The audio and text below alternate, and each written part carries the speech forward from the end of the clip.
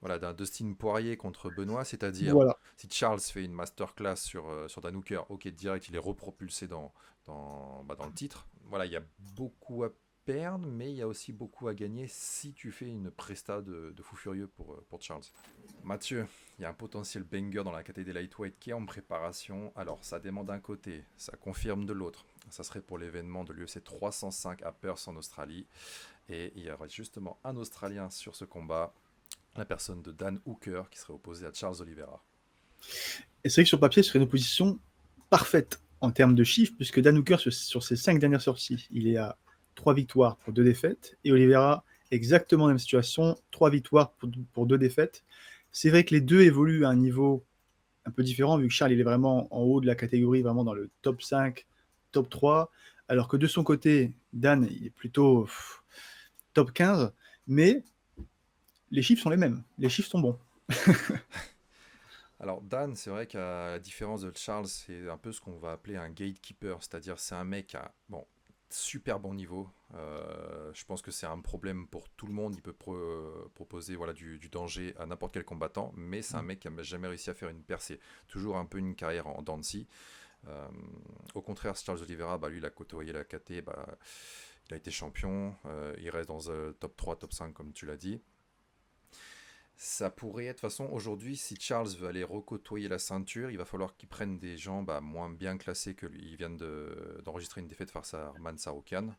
Donc là, il va falloir qu'il regarde derrière, voir qu'est-ce qui est disponible. Et justement, là, on voit que cette KT lightweight, elle est en plein bouleversement. Ça bouge dans tous les sens. Il y en a qui ont été exclus, à l'image justement d'Arman Saroukian, qui a pris une suspension jusqu'en fin octobre, il me semble, pour avoir punché un fan.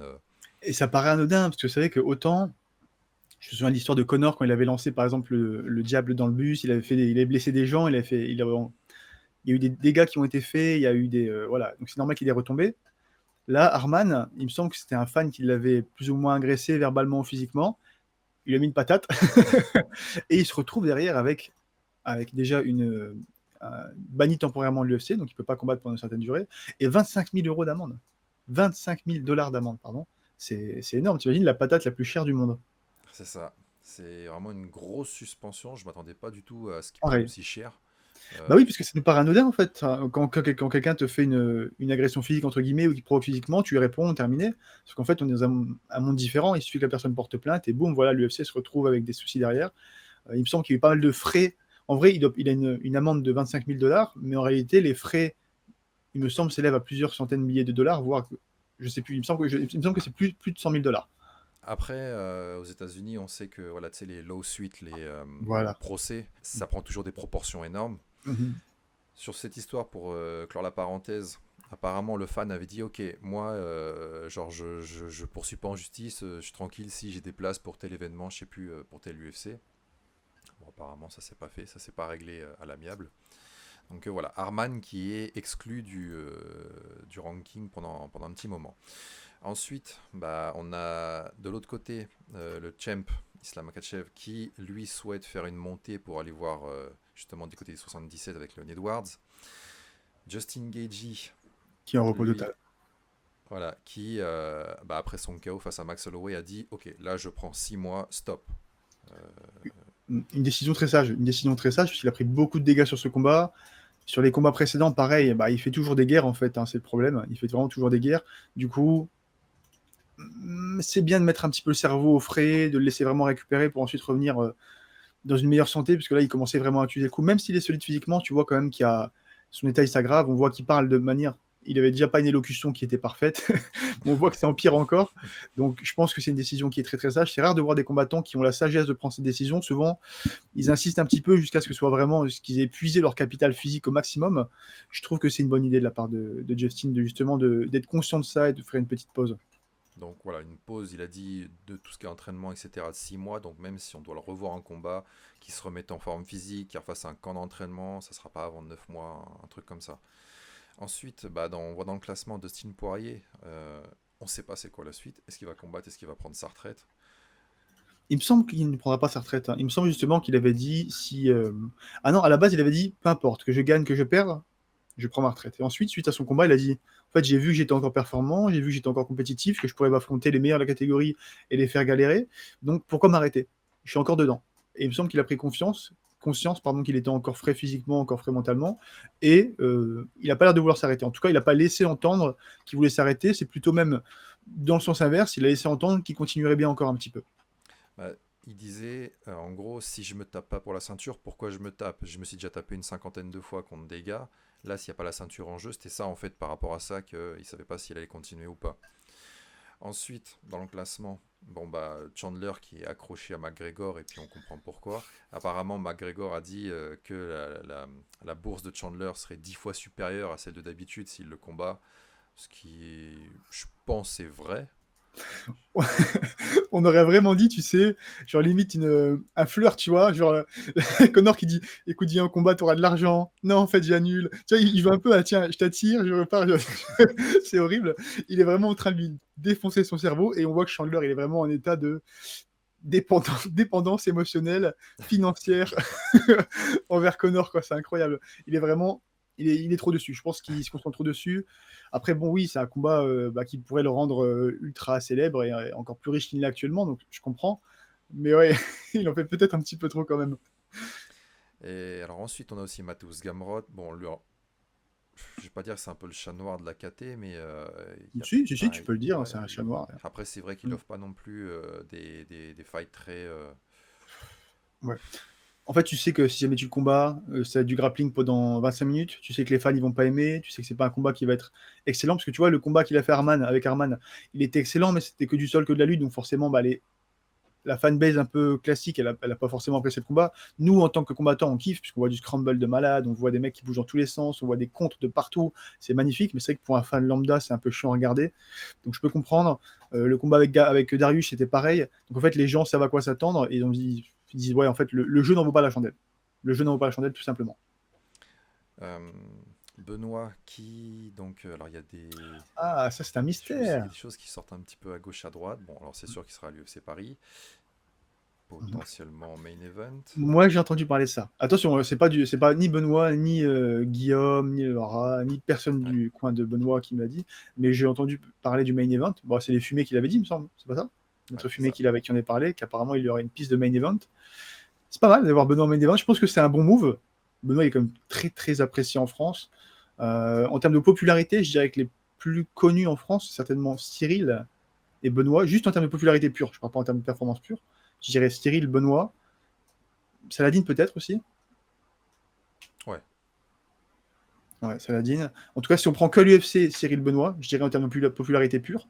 Maintenant, si tu prends hors UFC aussi, tu peux rajouter Cédric, tu peux rajouter Saladin, tu peux rajouter Baki, mais ouais, ils ont pas ils pourront pas, c'est pas dans l'UFC, ça rentre pas dans le côté UFC.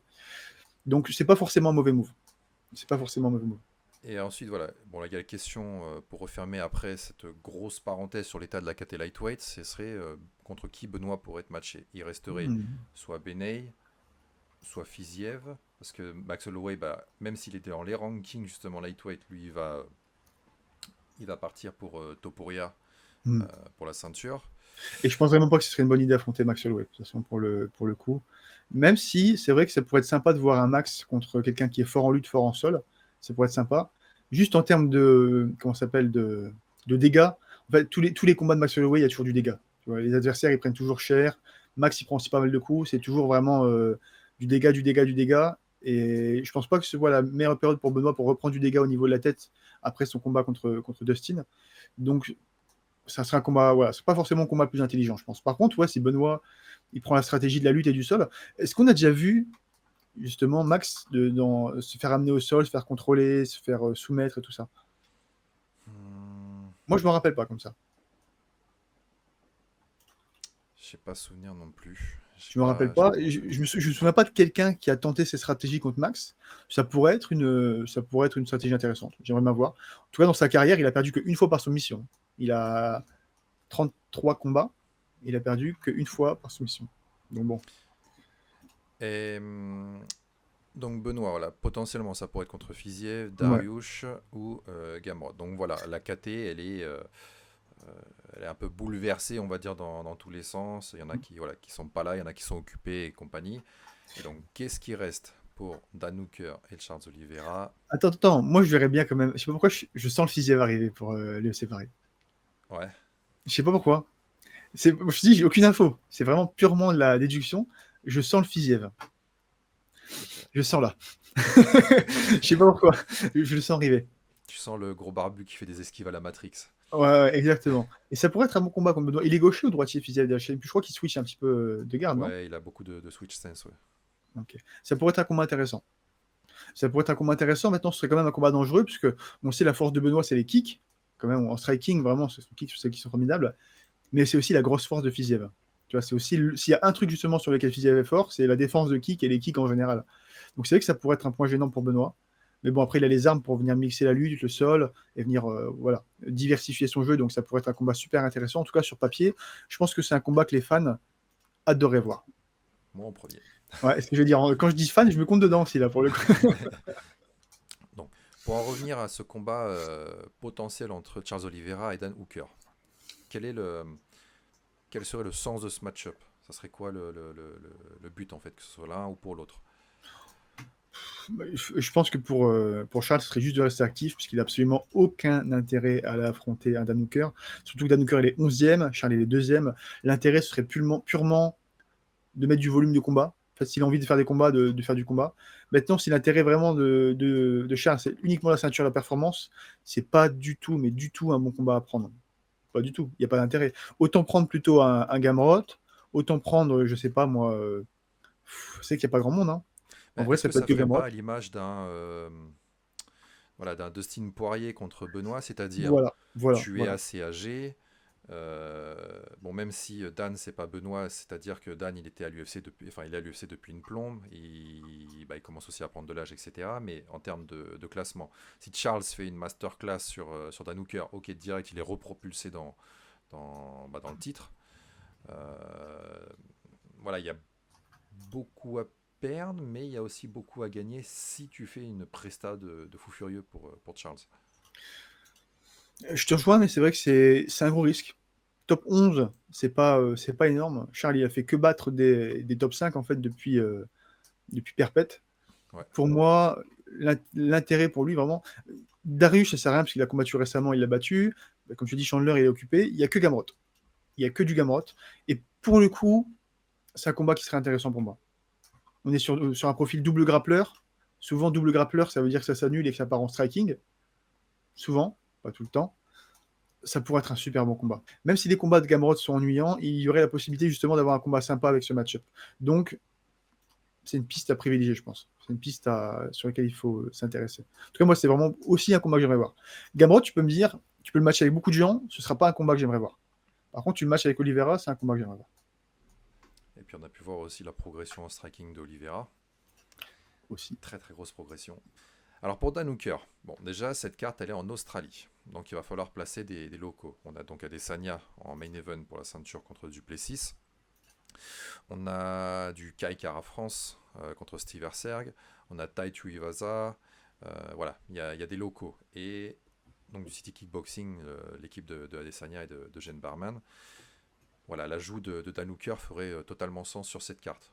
Dan Hooker dans cette catégorie, comme j'ai dit au début de la vidéo, ça reste un problème pour tout le monde. C'est un mec qui peut, avec les armes qu'il a en striking, sortir un KO ou une très grosse performance à la décision, une clinique en pied-point, et ce pour tous les combattants de la KT pour moi. Je te rejoins, mais est-ce qu'il est intéressant à combattre? Non. Pour Charles. Non. Voilà. Voilà. Tu réponds à ta question. Mais c'est vrai qu'on ne sait jamais. Benoît n'était pas intéressant pour Dustin en termes de performance pure, et pourtant il l'a pris. Et ça lui a très très bien réussi dans le sens où il a gagné son combat, il a accédé directement à la ceinture. Est-ce qu'on pourrait tenter, comme tu as dit, passer à un Benoît vs Dustin Poirier 2.0 avec ce match-up Hooker contre Oliveira? Peut-être. Charles, de son côté, alors, il n'a pas dit non, je combats pas, mais il a dit voilà, il y a des match-up apparemment qui sont mis en place, dont j'ai aucune connaissance, aucune idée. Peut-être dans le métavers. Donc, petit démenti de sa part, mais de l'autre côté, justement, il y a Dan Hooker qui a dit voilà, moi, on m'a proposé le combat, j'ai dit oui. Alors, je sais pas s'il a dit j'ai signé ou pas, mais dans tous les cas, il a eu cette offre. Donc, Bah oui, de toute façon, là, est-ce que c'est bullshit? Est-ce que c'est plutôt une pression de la part de l'UFC? réaction tout à fait normale en tout cas, hein. Dan Hooker qui se dit écoute, est-ce que tu veux taper le top 2 de la catégorie alors que t'es 11e? Dan Hooker il fait oui, oui, j'y vais direct. Par contre, l'inverse, oui, j'imagine qu'il a été beaucoup moins content quand il a vu l'annonce. Maintenant, ouais, on sait que l'UFC, je sais pas pourquoi en ce moment, ils font souvent ça. Ils font souvent ça, souvent ils sont des annonces et tu vois que les combattants ils sont même pas au courant. Ils disent bah je ne savais pas. Je ne savais pas que ce match-up avait été fait et tout. Est-ce que c'est pas encore une des actions de l'UFC un petit peu à l'arrache où justement les combattants sont pas prévenus? Peut-être. Peut-être. Les deux cas sont possibles. Sur un potentiel prono pour ce combat, tu verrais qui? Bah, je pense que comme beaucoup de gens, si j'ai un pronostic, moi je mettrais Oliveira devant. Maintenant, tu as bien fait de le préciser, Dan Hooker il a quand même beaucoup d'armes debout, il sait bien annuler la lutte, le sol des gens. Par contre, une fois qu'il est au sol, c'est terminé. Mais je vois vraiment Charles Oliveira trop expérimenté, trop aiguisé pour pouvoir être pris sur les attaques de Dan. Voilà, victoire de Charles Oliveira par soumission premier. Je te remercie. Ouais, ouais, voilà. Donc est-ce que vraiment il y a un intérêt pour ce combat? À vous de nous le dire. Voilà pour cette news. N'hésitez pas à nous dire en commentaire votre prono potentiel. Qu'est-ce que vous pensez de ce match-up? Et on se dit à très vite pour une prochaine news. Os. Os.